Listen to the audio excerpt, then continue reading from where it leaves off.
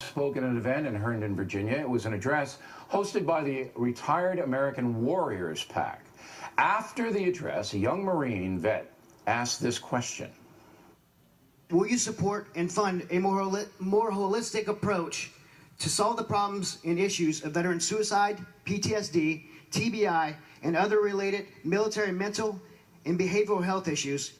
Yes, I would. When you talk about the mental health problems, when people come back from war and combat and they see things that maybe a lot of the folks in this room have seen many times over, and you're strong and you can handle it, but a lot of people can't handle it. Now, for that answer, Mr. Trump was attacked. Donald Trump's comments are not just ignorant, they're harmful because they give voice to the stigma that has led generations of veterans to hide their struggles instead of getting life-saving help. Joining us now from San Diego, former Marine Sergeant Chad Robichaux, who is the president and founder of the Mighty Oaks Warrior Program. So, were you surprised that the question that you asked Mr. Trump has led to so much acrimony?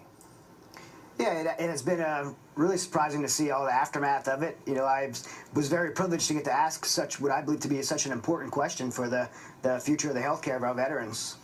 When Trump answered you, and because we didn't use his whole answer, but it went on in detail, but basically says, yes, as the president, I would give a priority to helping vets in any issue at all, physical and mental. Were you satisfied with that answer? Yeah, I was satisfied with the answer. I thought, you know, the question was related to alternative programs, you know, a more holistic approach. The military and VA programs aren't working. We've seen 22 veteran suicide today, PTSD, all these issues. And, you know, I run a program that's a faith-based program, and many other programs that are more holistic in nature are finding success. So I would ask the same question to Mr. Trump, Mrs. Clinton, anybody that's going to be a future leader for America. You want to know if they're going to be open-minded enough to look at the situation in totality and perhaps help you and other groups who are coming at it from a non-traditional point of view. So you were, I don't want to put words in your mouth, Sergeant, you're a Marine. You're not going to let me do that. So when Trump answered your question, you were satisfied with that answer?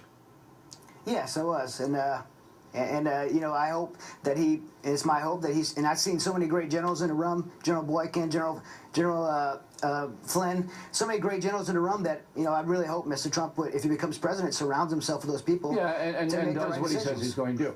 But the controversy ignited when his opposition took the comment to be demeaning to those military people who are suffering mentally and emotionally from their service. They tried to turn it around and say to the American people, he demeaned. Did you take it that way, or any of your friends, any in your group, did anybody take it as a demeaning comment? No, you know, I've been telling people to simply don't take my word for it. Don't take the media's word for it for sure. Go listen for yourself. And you guys played it, and there's more to it. People can listen for themselves and come to their own conclusions. But I believe that, you know, and I heard you guys say that I was angry at it.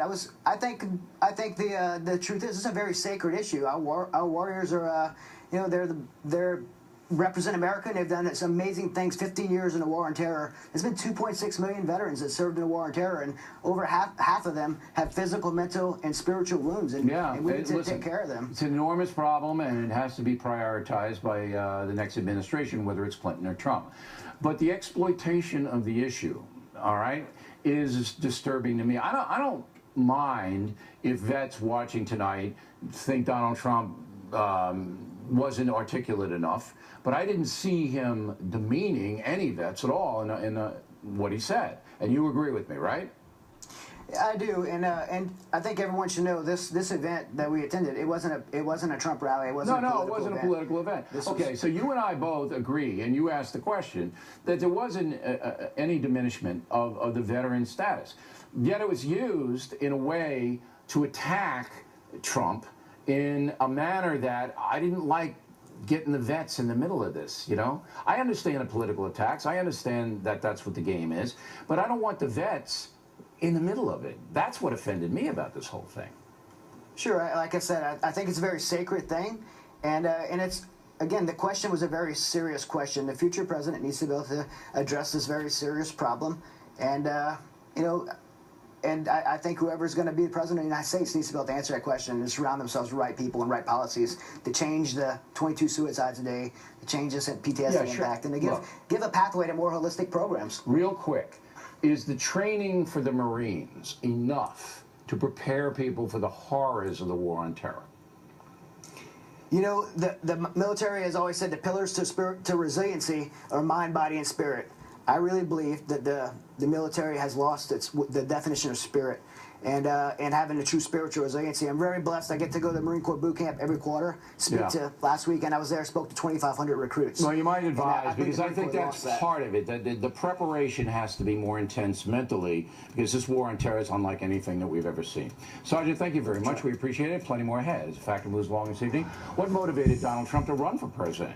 It could have been his disdain for President Obama. We'll back up that statement. Good Miller in Africa.